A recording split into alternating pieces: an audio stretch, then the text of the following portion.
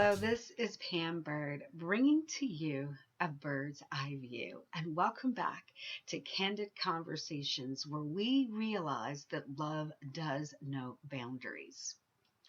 I refuse to accept mediocrity. How about you? My stepson is in his first year of high school, and the transition from middle school to high school has been quite difficult for him, as I'm sure it is for many children going through this monumental rite of passage.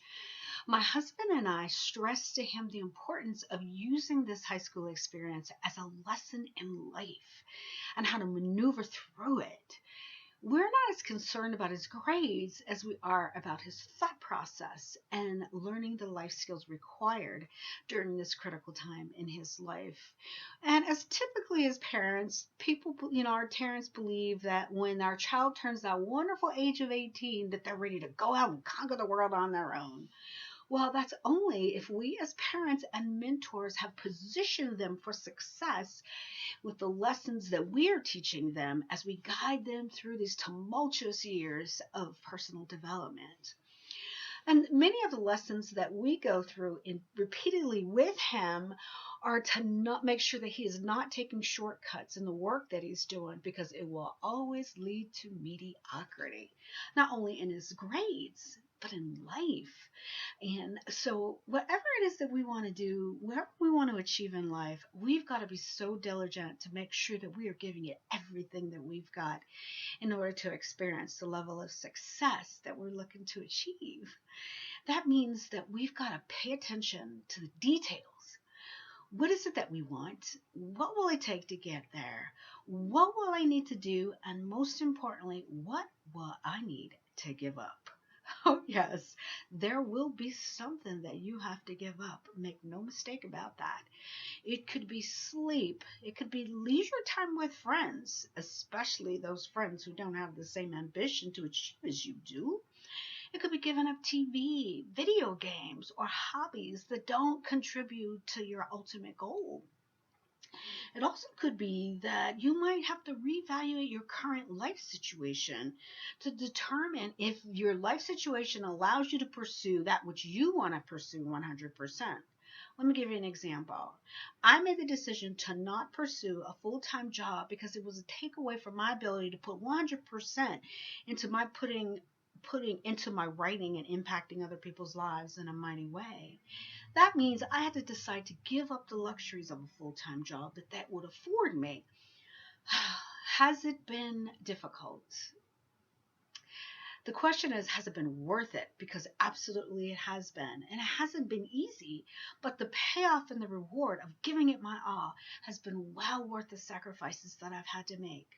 But only you can decide the level of sacrifice that you're willing to make in order to achieve your goal.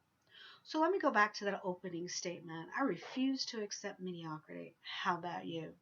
Are you willing to do whatever it takes to have what you desire, whatever is burning in your heart? Well, what's preventing you from doing that?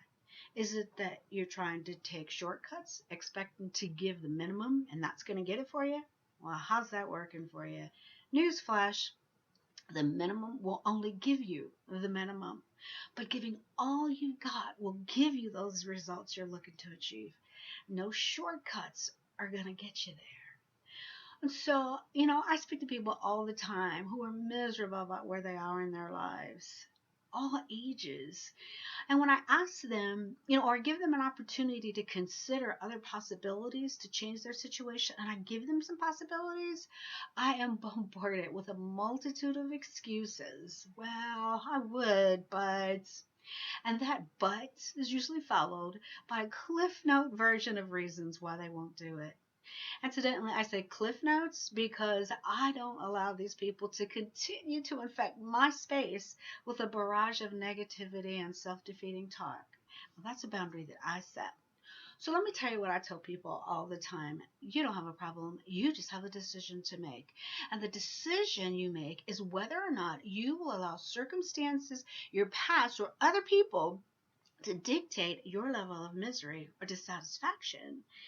When you fail to set a boundary in your life that prevents outside circumstances from determining your desired income, you open yourself up to attract whatever comes to you. And you have no say so about it other than wallowing in the misery that you yourself have allowed to germinate in the first place. So it's time to stop accepting mediocrity as long as that's not what you want. Make sure it's not what you want. Be ready to do the work. If this is too hard for you to do all this, that's because you're trying to do it on your own. Give it to God. He said in His Word, "Come to me, all who are heavy laden, and I will give you rest." He also said, "I will give you the desires of your heart." We have an opportunity to change our lives by handing it over to God.